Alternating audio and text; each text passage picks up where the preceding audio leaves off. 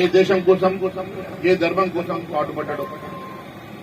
ఇప్పుడే అందరు చెప్పినట్టుగా ఒకవైపు మొఘల్ సామ్రాజ్యాన్ని గడగడలాడించి హిందూ ధర్మ పరిరక్షణ కోసం హిందూ రాజ్యం కోసం అహర్నిశలు కష్టపడి ఎన్నో గెరిల్లా యుద్ధాలు చేసి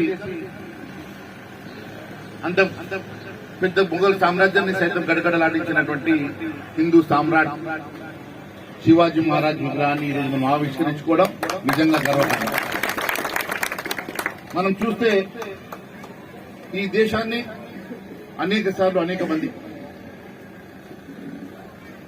మన మీద దండయాత్రలు చేసి దాడులు చేసి మన సంస్కృతిని మన రాజ్యాన్ని కొల్లగొట్టి మన సంపదను కొల్లగొట్టి అనేక రకాలుగా ఈ దేశాన్ని ధ్వంసం చేసే ప్రయత్నం జరిగింది.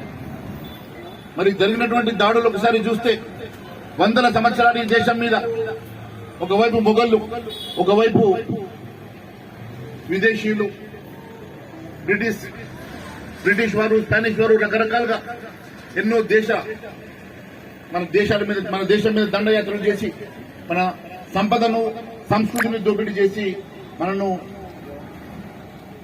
అనేక రకాలుగా మనను అణగదొక్కే ప్రయత్నం చేసినా ఉవ్వెత్తున మళ్లీ ఎగిసి ఈరోజు మళ్లీ హిందూ ధర్మాన్ని కాపాడుకొని హిందూ దేశం భారతదేశం ఈరోజు మళ్లీ గొప్పగా ప్రపంచంలోనే అభివృద్ధి చెందుతుందంటే అది మనలోని గొప్ప సంస్కృతి అని చెప్పి తెలియజేస్తా ఉన్నాను. అతి ప్రాచీనమైనటువంటి సంస్కృతి ఉన్నటువంటి దేశం మన సంస్కృతి. మన దేశంలో ఉన్నటువంటి హిందూ సంస్కృతి అతి ప్రాచీనమైనది. ఈ యావత్ ప్రపంచానికి మార్గదర్శనం చూపించినటువంటి సంస్కృతి మనది. మన వేదాలు, మనం రచించుకున్నటువంటి అనేకమైనటువంటి గ్రంథాలు ఈరోజు ప్రపంచంలో అనేక మందికి ఈరోజు మార్గదర్శకాలుగా మారినాయి. అంత గొప్ప సంస్కృతి ఉన్నటువంటి ఈ దేశం ఎన్ని రకాలుగా మనను అణగదొక్కినా మన దేశం మాత్రం, మన హిందూ ధర్మం మాత్రం ఈ రోజు వరకు చెక్కు చెదరకుండా ధర్మం మీద మనం నడుస్తా ఉన్నాం.